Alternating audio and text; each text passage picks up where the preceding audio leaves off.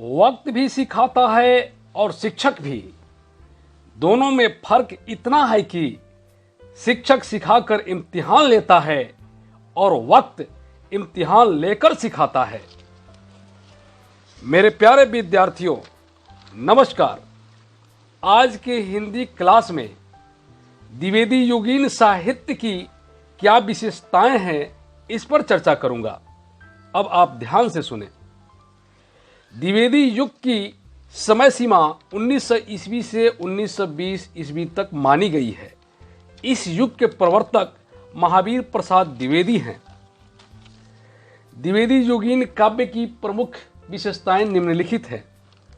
क, राष्ट्रीयता की भावना। इस युग के कवियों का मुख्य स्वर देश प्रेम, अतीत गौरव, स्वदेशाभिमान की अभिव्यक्ति है। इस युग के कवियों ने पराधीनता को सबसे बड़ा अभिशाप बताया तथा स्वतंत्रता प्राप्ति के लिए क्रांतिकारी एवं राष्ट्रीयता की प्रेरणा दी। गुप्त जी की रचना भारतीय श्रेष्ठ और सशक्त रचना है। भूलोक का गौरव, प्रकृति का पुण्य, लीला स्थल कहाँ, फैला मनोहर गिरी हिमालय और गंगा जल कहाँ। यहाँ कितने विश्वास के साथ मैथिली शरण गुप्त भारत भारती में भारतवर्ष की श्रेष्ठता और उसके अतीत का बखान करते हैं। ख, नैतिकता एवं आदर्शवाद। इस युग के काव्य में श्रृंगार भावना का विरोध हुआ है। नैतिक मूल्यों पर बल दिया गया है। इतिहास पुराण से गृहीत कथा प्रसंगों के आधार पर अथवा कल्पना के आधार पर कथाएं लेकर आदर्श प्रबंध के काव्य लिखे गए। सभी ने असत्य पर सत्य की विजय दिखाई। स्वार्थ, त्याग, आत्मगौरव आदि कुछ आदर्शों की प्रेरणा दी गई। इतिवृत्तात्मकता, वस्तु वर्णन या आख्यान की प्रधानता। इस युग की प्रमुख प्रवृत्ति प्रबंध रचना की है। खंड काव्य एवं महाकाव्य अधिक लिखे गए। मुक्तक रचना की प्रवृत्ति कम है। प्रिय प्रवास हरिऔंध जी की तथा साकेत मैथिली शरण गुप्त की प्रमुख महाकाव्य है। प्रकृति चित्रण। इस युग में प्रकृति का स्वतंत्र चित्रण किया गया है। प्रकृति आलंबन, उद्दीपन एवं वातावरण आदि रूपों का मनोहारी वर्णन इनके काव्य में मिलता है। खड़ी बोली की प्रधानता। इस युग में खड़ी बोली की प्रधानता दी गई है। सामाजिक समस्याओं का चित्रण।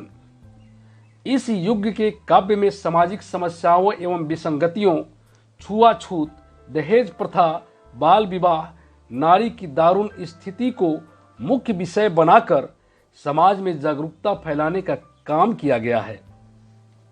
सभी काव्य रूपों का प्रयोग। इस युग में प्रबंध और मुक्तक दोनों ही रूपों में काव्य रचनाएं हुई है। प्रिय प्रवास, वैदेही वनवास, साकेत तथा राज रचित चिंतामणि इस काल के प्रसिद्ध महाकाव्य हैं। जयद्रथ वध, पंचवटी, पथिक, स्वप्न आदि प्रमुख खंड काव्य हैं। स्वच्छंदतावाद। प्राचीन रूढ़ियों को तोड़कर नई शैलियों में नए काव्य विषयों को लेकर साहित्य सर्जना की प्रवृत्ति को स्वच्छंदता कहा जाता है। रामचंद्र शुक्ल ने प्रकृति चित्रण व नए विषयों को अपनाने के कारण श्रीधर पाठक को हिंदी का पहला स्वच्छंदतावादी कवि कहा है। नारी का उत्थान।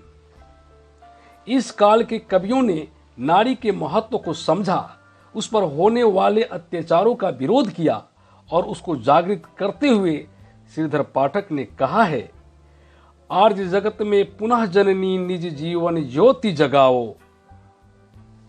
विभिन्न शैली का प्रयोग। इस काल में विविध मुखी शैली का प्रयोग हुआ है।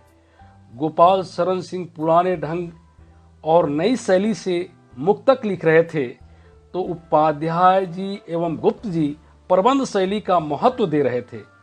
गीति शैली के काव्यों का भी सृजन होने लगा। विभिन्न छंदों का प्रयोग।